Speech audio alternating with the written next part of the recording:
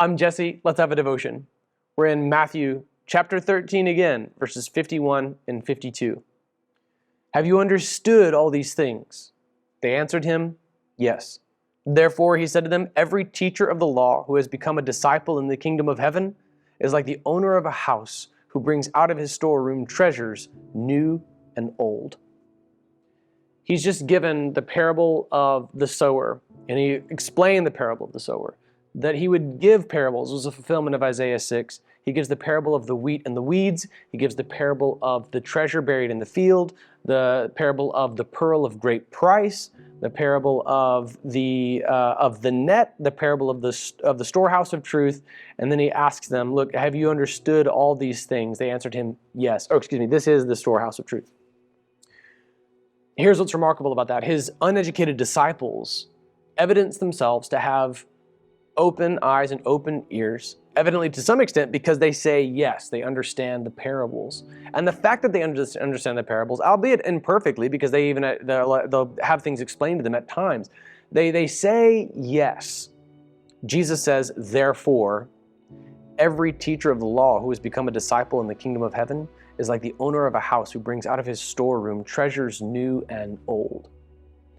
So his disciples get it. These crowds of people who have been following him and among whom he has been healing, right? That they look at, they say like earlier in chapter 13, this is the son of David, right? In a more intimate sense, he's meeting with his disciples here. That's the one to whom he explains the parable of the wheat and the weeds, that he teaches the parable of the hidden treasure and the priceless pearl and the parable of the net. That these disciples, man, they were not teachers of the law, but every teacher of the law who did get it would now be able to explain the goodness of God in the Old Testament and the New. Every teacher of the law who has become a disciple in the kingdom of heaven is like the owner of a house who brings out of his storeroom treasures new and old. It's a beautiful way to present it. And it's in stark contrast with a similar parable that Jesus gave earlier in Matthew, saying that you cannot put new wine into old wineskins because it would cause them to burst. The Pharisees' wineskin, the Pharisees' theology and their teaching could not contain the gospel of Jesus Christ. They didn't understand how it would work. Jesus' teaching disrupted their legalism. But this teacher of the law, who does have ears to hear and eyes to see, think Joseph of Arimathea, Nicodemus, all right, eventually Saul of Tarsus. These guys bring out of the storeroom treasures both new and old. Among popular teachings, there's a bit of a trend to favor teaching of New Testament texts to the neglect of Old Testament books. The JCM book-by-book plan goes through every book of the Bible, including the Old Testament books. In fact, that's our next series. And this trend among teachers and among pastors comes from the thought that why do we teach the Old Testament? We're no longer bound by Old Testament ceremonial law, for example. We're no longer under the Old Testament sacrificial system. Christ has fulfilled the law. So just teach the New Testament. That's what's pertinent. And while I agree, we understand the gospel because of the New Testament, this is a description of someone who's able to bring out the goodness of the Old Testament along with the teachings of the New Testament. It's not like we do away with the Old Testament. We don't discard it, okay? Rather, we can unpack these treasures and say, like, look at how God built the foundation for the New Testament.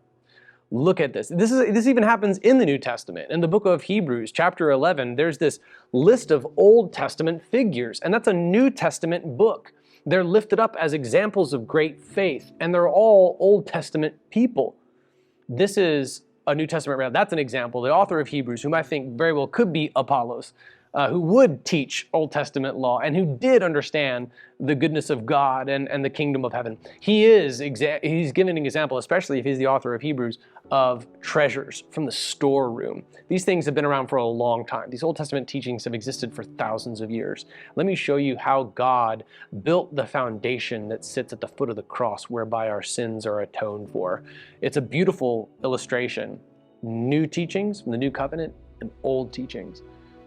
I'm amazed over and over again how this approach to even evangelism and apologetics comes in handy as modern day skeptics of Christianity, when they try to articulate the gospel, end up articulating legalism. They describe a Pharisaical legalism. And so the book of Hebrews is tailor-made. It's perfect for addressing that very need.